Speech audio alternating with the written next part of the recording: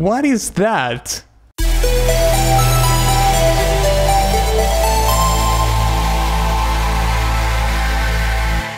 Greetings Wanderer, this is Atlas here and welcome to the Void. Today I'm going to be reacting and breaking down a song called Zant's Battle Theme from Legend of Zelda Twilight Princess. This is a very special request because it comes from one of the personal requests from the coffee store, and in this case is Alex. And Alex says, requesting Zant's Battle Theme from Legend of Zelda Twilight Princess.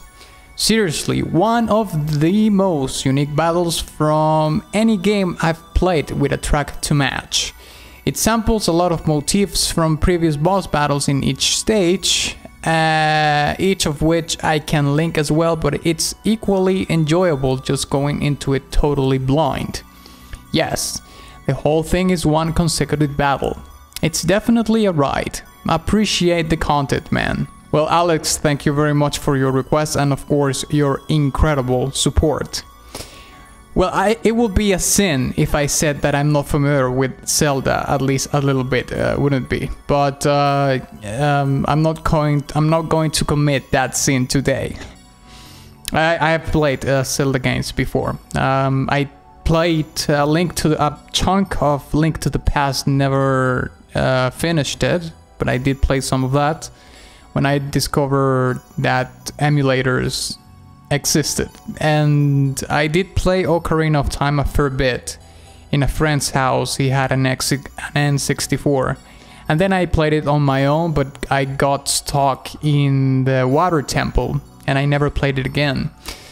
I definitely should come back to that video game and finish it, because to me Ocarina of Time is certainly one of the best video games that I ever played in my life. It's one of the best video games of all time, I would say.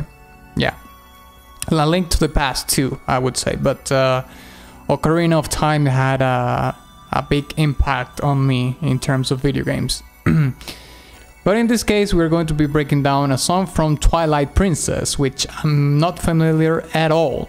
I think that this one was released for GameCube. My memory does not fail me in that case, but yeah. Nevertheless, looking forward to it, because baffling enough, I've never had any breakdown requests, or very few for a Zelda game. So I'm happy to you know, get on board on the breakdowns of this IP with this particular request. And also I do have a track of my own that is very much inspired in the Zelda universe, and I'm going to leave it right here in this card in case you want to check it out. So without further ado, onward. Okay, we got Zant's Battle Theme from The Legend of Zelda Twilight Princess. And boom.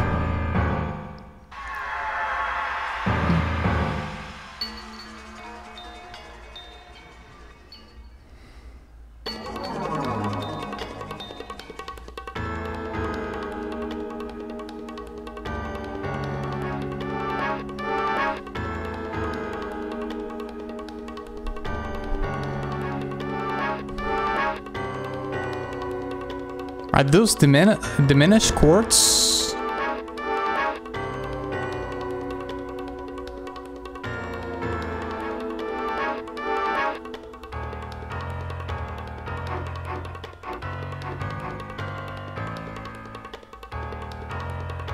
We have a repeating pattern in the percussion, super tribal.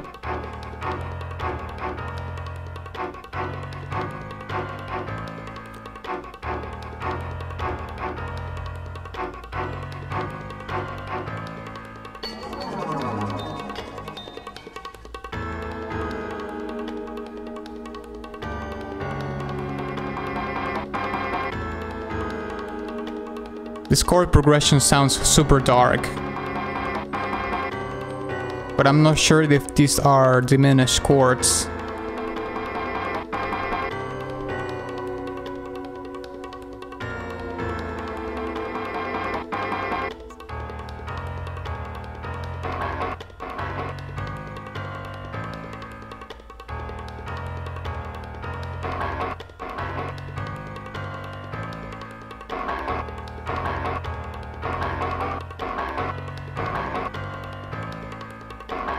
We still have that pattern going on, the tribal pattern in the background.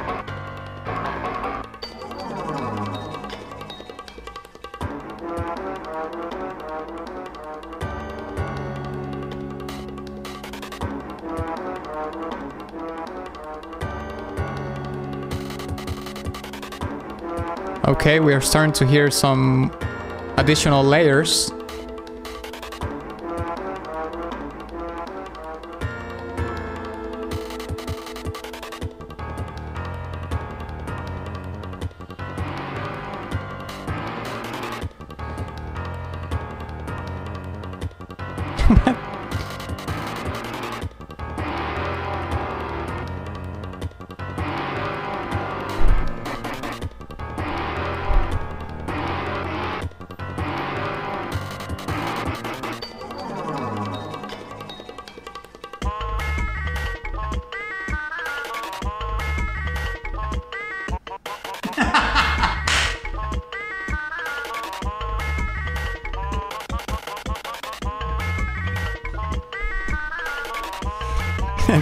That completely caught me by surprise, by the way.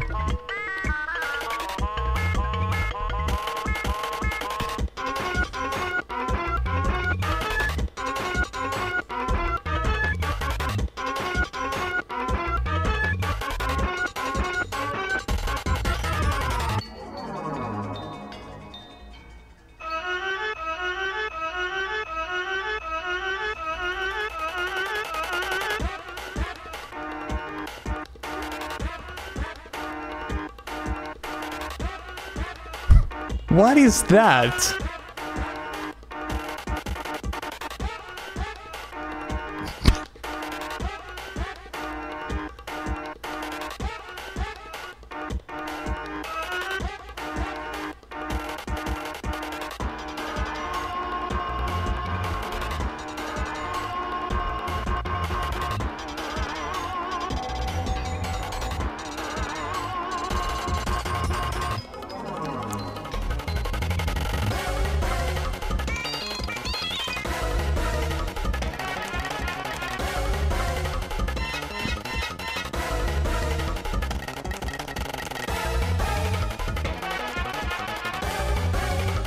What the hell is going on?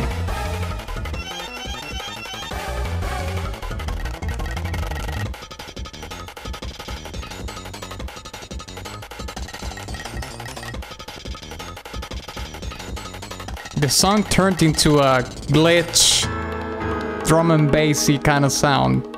Okay, now it returns to the original thing.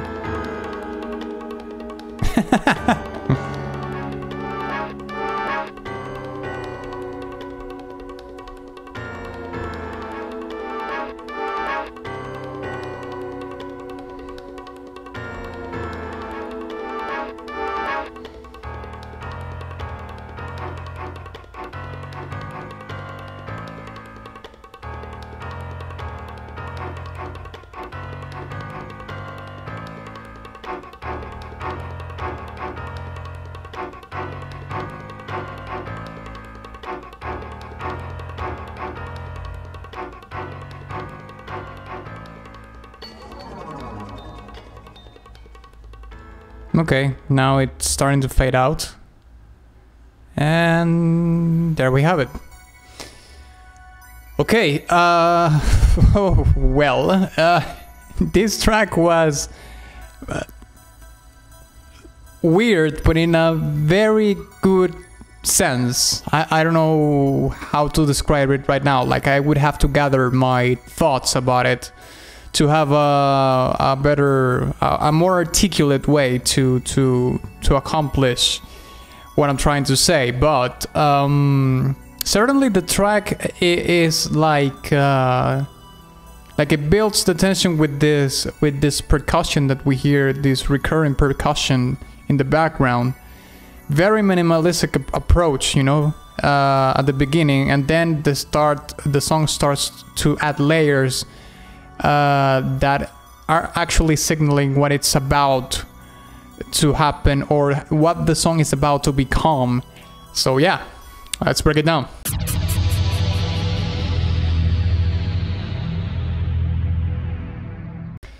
Okay, so I would like to start this breakdown by talking about something that I find surprising, but at the same time, I don't have like the life experience background, let's say, to really know how it was at the time, right? So I've never had a console ever in my life. I know that this particular video game came in probably the beginnings of the 2000s, because it is a GameCube, you know, video game. So I thought that the GameCube would be like a generational, sufficient generational gap in between the Nintendo 64 and this one, to be able to have like better sound, you know, because I mean the sound of this soundtrack sounds like the Nintendo 64, like I was listening a Nintendo 64 song.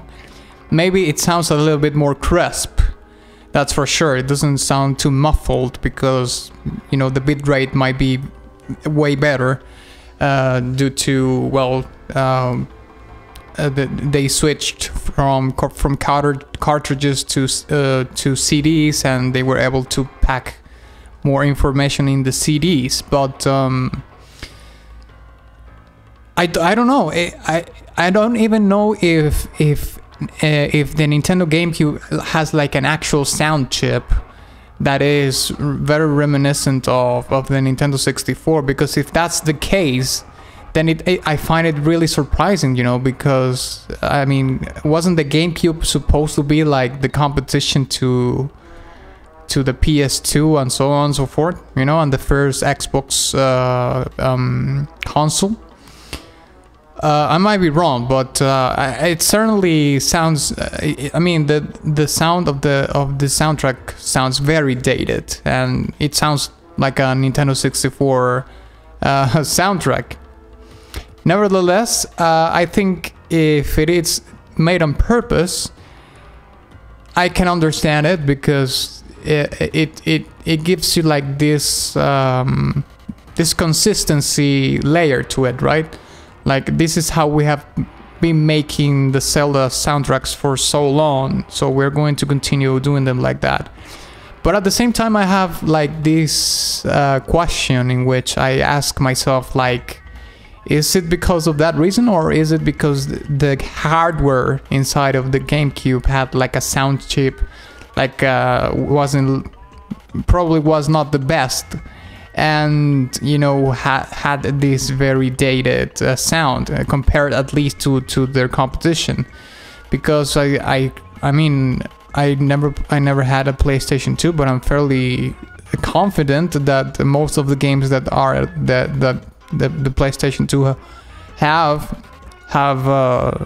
soundtracks that don't sound as dated as this one. So I don't know. It was something a little bit intriguing in that regard, in my opinion. Okay, but let's carry on with the breakdown. Okay. First things first. I think that this particular soundtrack is divided in two parts, mainly in two parts. The first part that we hear is very minimalistic and has, you know, very. It's low key in a sense, because it doesn't have a lot of arrangements. There's not a lot of things going on, but at the same time, it has things going on that are very remarkable, because since they are isolated to a point, you know, because there are a few instruments participating in this section. One change or something different actually is way more noticeable, because there's, you know, the section is stripped down. One example of that is what we hear in the piano, because in the piano we hear that we have this very, I mean, the piano by itself as an instrument is an instrument that has a lot of attack. because it is basically you know, like a box full of strings that are hammered by a hammer when you press the key. So that is a lot of attack, you know, a hammer apologies, a hammer hammering, of course, a string is something that has a lot of attack in the sound. Even if you play the key softly, you know, that way you can, let's say, mitigate the amount of attack that there is in the instrument, which is something that the piano has, which is really, really cool. But in this particular track, that is not. We are actually hearing the opposite, like these chord progressions that we hear, which I'm not really sure. They sounded diminished, but I'm not gonna go there because you know, I'm very bad with those things. But you know, those chord progressions that we hear are played very loudly. The attack that you hear on those keys are very hard. That, of course, creates peaks in the tension that you hear in that particular part of the song. And another thing is that when you hear the isolated piano notes, you know, as the song progresses, you can hear not only the chord progression in the piano, but also you can hear some patterns played in individual notes. They are played fairly in the lower register of the piano. So you have these very heavy notes played in the piano with a fair amount of attack, and you have a contrast, quote unquote, with the chord progressions that are played even harder. So those two things are way more noticeable because, like I said before, the first section of the track is somewhat isolated in terms of layers and arrangements and so on and so forth, right? It's very tamed in that sense. And the other thing is that we hear this tribal percussion going on in the track over and over again, right? And that to me is like the thread that is unifying this whole song.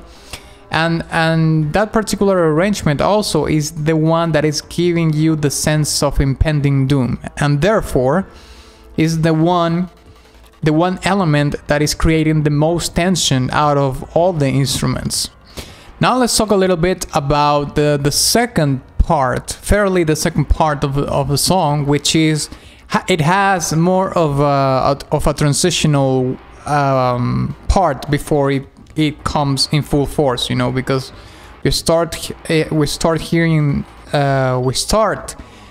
to hear these layers of other synthesizers that come and go in the track. I'm going to leave some of the examples along the way that are actually signaling what's about to come.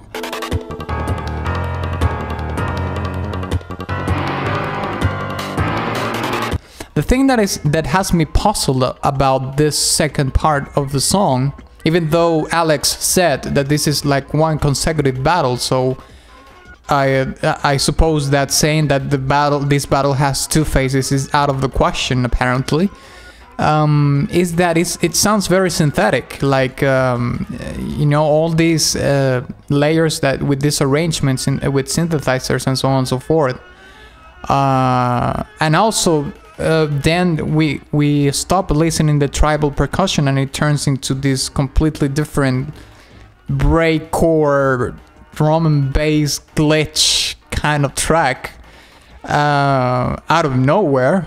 But at the same time, you know, in the Ocarina of Time